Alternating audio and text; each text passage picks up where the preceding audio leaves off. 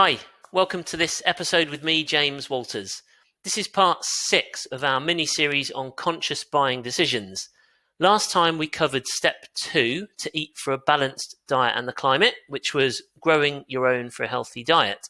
This time we're looking at step 3, which is composting to grow a balanced diet, which is also part of our series on eating sustainably. Before we get started, it's worth saying that this mini-series is based on the Kiss the Ground purchasing guide, and many of the facts come from the book called Drawdown. Drawdown by Paul Hawken is the most comprehensive plan ever proposed to reverse global warming. Take a look in the description for links to Kiss the Ground and Drawdown by Paul Hawken. Before you think that composting isn't for you because you don't have a garden or enough space, check out the video on YouTube called The Compost Hack with Amy Smart. I've included a link in the description. Composting is an excellent way to stop food and garden waste going to landfill. It's also a great way to grow like nature. Nature wastes nothing, with microorganisms and bigger insects and animals turning your food and garden waste into compost that will give your soil a natural organic boost to help grow nutrient-dense food for a balanced diet. Composting fertilizes future plants, clears space in landfills, and dramatically reduces your personal greenhouse gas emissions. Globally, over 1.3 billion tons of food worth nearly $1 trillion in retail value is thrown away every year. Over 51% of the rubbish going to landfills is compostable, including food scraps, paper, garden waste, and wood. Unfortunately, the environmental costs of food waste worldwide are staggering. 3.3 billion metric tons of carbon dioxide is released into the atmosphere each year through the production, harvesting, transporting, and packaging of, ultimately, wasted food. Even more troubling, once food waste reaches the landfills, it begins to decompose and emit methane gas. Methane is a greenhouse gas that's 21 times more potent than carbon dioxide, making it hugely important to reduce methane emissions in the fight to reverse global warming. Check out the Compost Story video on YouTube to find out what would happen if we diverted the 60 billion pounds of mineral-rich food materials that go to landfills each year in the US alone and turned them into compost. I've included a link in the description. By reducing food waste by just 50% by 2050, we could stop 26.2 gigatons of carbon dioxide.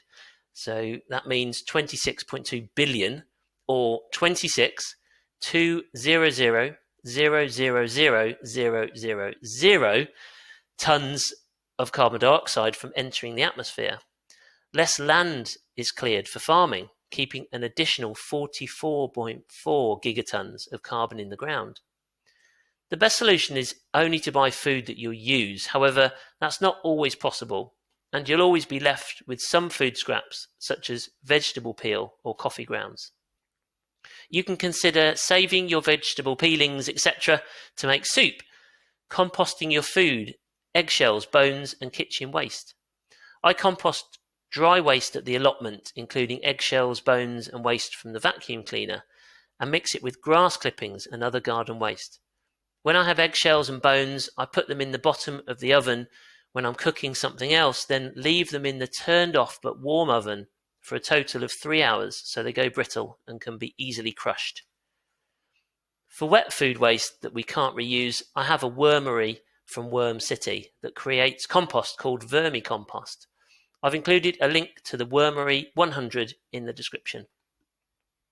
Instead of adding synthetic fertilizers that bypass the natural process and lead to negative impacts, such as breaking the symbiotic relationship between soil microorganisms and plants, and the synthetic fertilizer turning to nitrous oxide that pollutes our waters and is a greenhouse gas that's 300 times more potent than carbon dioxide, composting allows nature, in the form of microorganisms and larger soil life like worms, to break down the materials, reuse the nutrients and turn them into a form that plants can consume.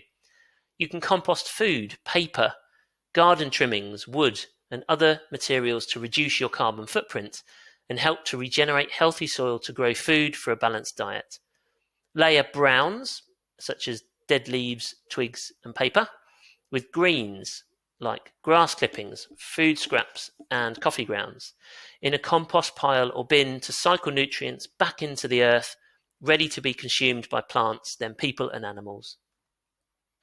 Whether you build a large compost heap all at once or add food scraps each day, the basic components are the same. Mix of greens, which adds nitrogen, and browns, which adds carbon, the building block of all life on Earth, and air, which are beneficial microorganisms and soil life like to breathe, with water to keep it moist to help the microlife turn waste into life-giving compost. I usually have 2 compost heaps so that each year I'm building one and using another.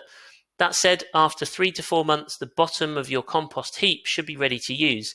It depends if the heap has been there for at least 1 year, because that can improve the soil under the heap, so you have worms and microorganisms ready to travel up into the heap to quickly convert the waste. You'll know when the compost is ready because the starting materials will be unrecognizable.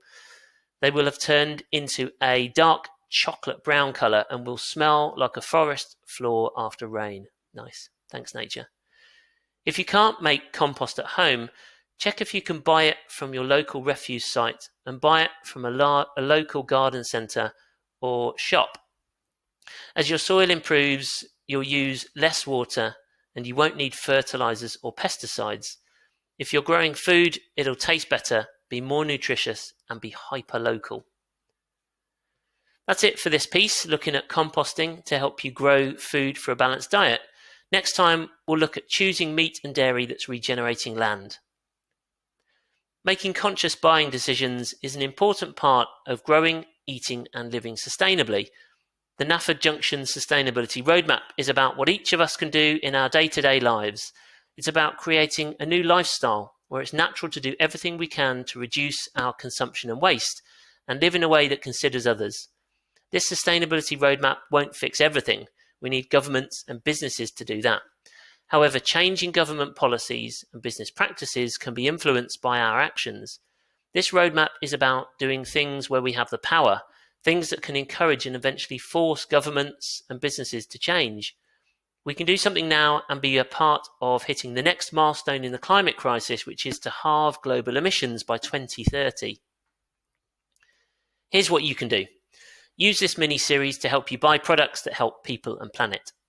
Try the Sustainability Roadmap with 40 plus solutions to climate change at naffordjunction.co.uk/roadmap. Use the company directory to help you grow, eat and live sustainably at naffordjunction.co.uk/directory.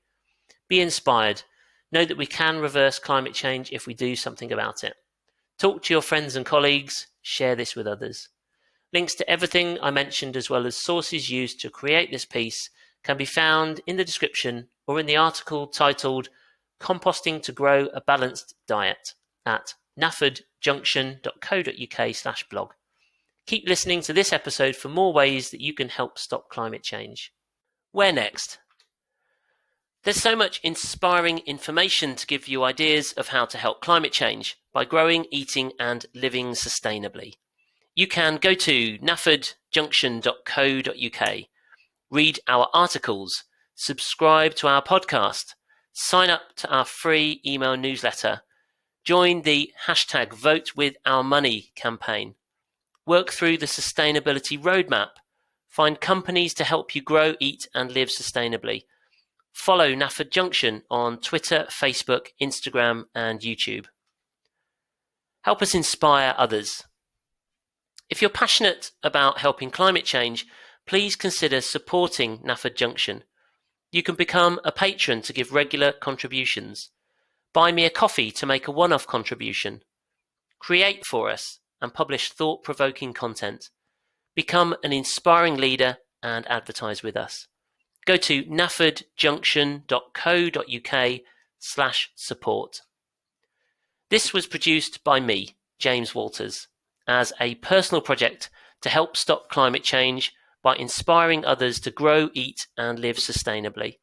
Any advice given is the opinion of those involved and does not constitute medical, financial, or legal advice. We may include links we think you will find useful. If you buy through those links, we may earn a small commission. It's one way to support our work and to inspire as many people as possible. Thanks for listening. Come back soon. Bye-bye.